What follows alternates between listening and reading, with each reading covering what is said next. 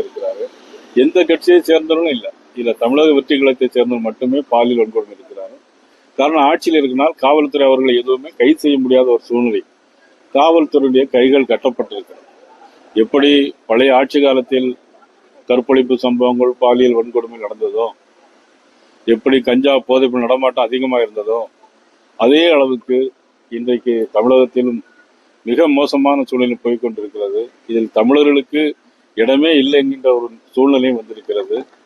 இதற்கெல்லாம் மக்கள் இனி வருங்காலத்தில் எப்படி தீர்ப்பு சொல்ல போகிறார்கள் என்பதுதான் தெரியவில்லை. முதலமைச்சர் மிகுந்த கண்டனத்தை பாரதிய ஜனதா கட்சியினுடைய சார்பாக நான் தெரிவித்துக்கிறேன். ஒரு முதலமைச்சர் என்கின்ற தன்மையில் அவர் நடந்து கொள்ளவில்லை. அந்த தகுதியும் அவருக்கு மறந்து கொண்டு கையை வீசி நான் சோழியை முடித்து விடுவேன் அப்படின்னா கழுத்தை வெட்டிடுவேன் அப்படின்னு முதலமைச்சர் சொல்றார்.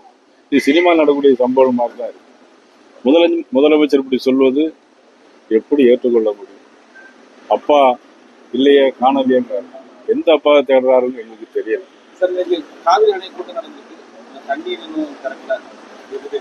அதாவது இன்னைக்கு ஆந்திர முதலமைச்சர் மற்றும் கர்நாடக முதலமைச்சர் எல்லாம் 3 முதலமைச்சர்கள் தெலுங்கானா முதலமைச்சர் 3 ரேவந்த் ரெட்டியில இருந்து சந்திரபாபு நாயுடு இருந்து எல்லாரும் ஒன்னா சேர்த்து நீங்க ஒரு பேச்சுவார்த்தை நடத்துறாங்க. ஆனா தமிழ்நாடு முதலமைச்சர் எங்கன்னா சட்டமன்றத்துல அருவாளை வச்சு வெட்டிடுவேன் அப்படின்னு சொல்றாங்க.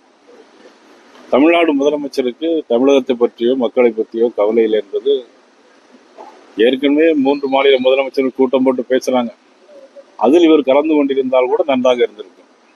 அதற்கும் இவர் போக முடியவில்லையா, தெரியவில்லையா, எப்படி நடக்க வேண்டும் என்று தெரியவில்லையா என்ற கேள்வியை நாங்கள் எழுப்புகிறோம்.